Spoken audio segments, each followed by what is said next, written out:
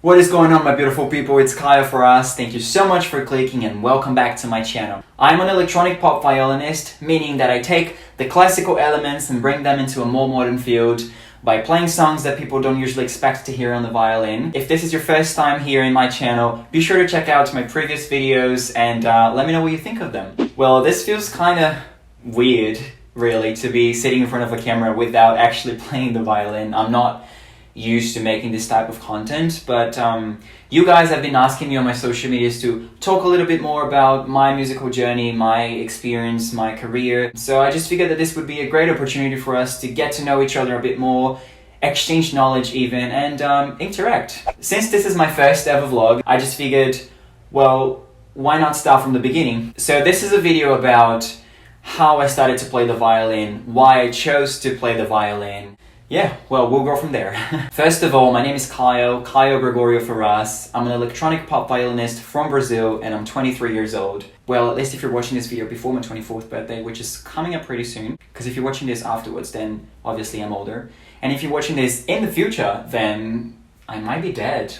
But let's hope that that's not the case. Anyway, I've been playing for 12 years now and I actually had my first ever violin lesson on the 26th of August 2008. A lot of you guys ask me, why did I choose the violin?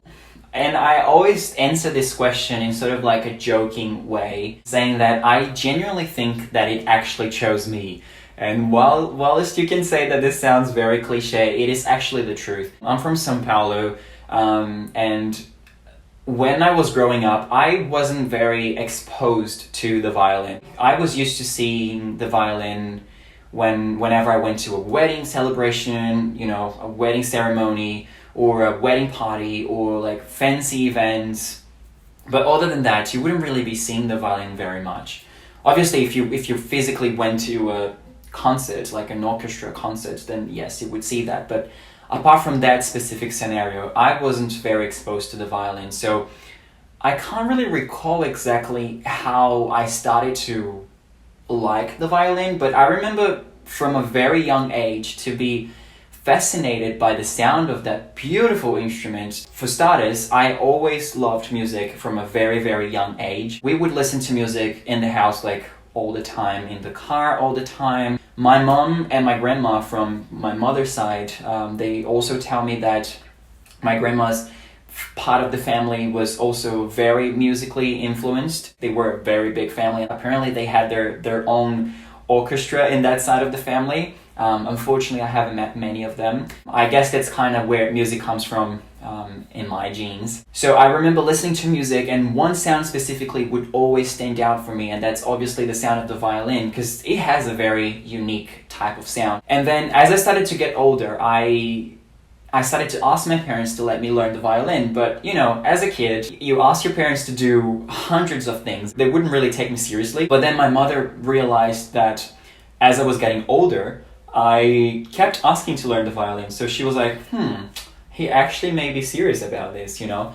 So I remember one day specifically, I asked her again and she was like, okay, I'll let you learn the violin. However, I don't know any violin teachers. I don't know anyone who plays the violin, so I don't really know where to go from here, you know? So little 11 years old me, because that's how old I was when I started to play the violin, goes to school that same week. And I remember I spoke to my music teacher at the time. His name was Benet. And I asked him if he knew someone who could help me out, someone who could teach me the instrument. And it was one of these scenarios where he knew someone who knew someone, sort of thing. He himself didn't know any violin teachers at the time, but he ended up getting the contact details of my violin teacher. So he got back to me about that a few days later. He pulled me aside one day and he was like, look, I got this contact information. It's from a person named Aini. She's a violin teacher and she's going to teach you. So I went back home that day, very excited. I talked to my mom. I gave her the phone number. She calls the woman and then they finally book in my first violin lesson. It was a Tuesday afternoon, if I can remember correctly. The excitement was very real.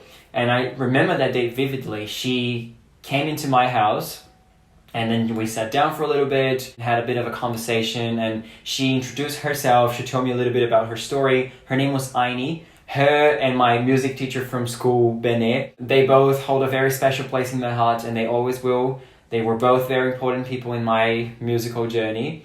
But anyway, back to the story. Aini, my violin teacher, she tells me that she used to play at the Carlos Gomes Orchestra, which was part of the São Paulo Conservatorium of Drama and Music, if I can remember correctly.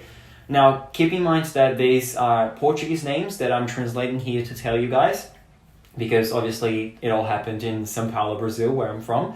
And in Brazil, we speak Portuguese, not Spanish. A lot of people get that wrong. So she told me that she used to play at that orchestra, which was part of the conservatorium that unfortunately no longer exists. It now goes by the name of São Paulo Municipal School of Music. And then after she told me a little bit about her, she showed me her violin. And that was the first time that I saw a violin from a close distance. And I remember from the moment she opened up her violin case, my reaction was just like, wow. My eyes were shining. And then she was like, it is a very beautiful instrument, isn't it? And I was like, yeah. That violin was her first violin. It was a Pajot violin. She had it for 5 years. She got that violin as a 15th birthday present from her mom. And that violin is actually this violin. She had it for 5 years and then she passed it on to me, and I kept it for the following 12 year after that. It's not a professional violin or anything. It's just one of these instruments where you start from, and then as you get better, you buy more expensive violins and better quality ones as well. So this is the story about how we met and how I got my first ever violin, which was originally hers. That was just the beginning of the lesson, and then from that moment on, she told me the names of the parts of the violin and introduced me to, the bow and the violin itself. And now here's the thing, when you're learning the violin, in general, obviously there are different approaches to it, but in general, students will spend a few days, weeks even, just doing bow exercises, like learning how to hold the bow properly, learning the right motion, how your fingers are supposed to feel, and then eventually you move on to playing the strings and holding the violin until the point where you're actually pressing the strings and playing specific notes. I'm saying this because I remember her saying to me, okay, I actually planned this to go for a few lessons, but since you're picking it up quite easily, let's just move on to the strings, and playing the actual instrument and learning how to hold it and stuff. I'm not gonna go into the specifics of how a violin lesson works. This is just a story about my first violin lesson, how I got my violin, and kind of how it went from there.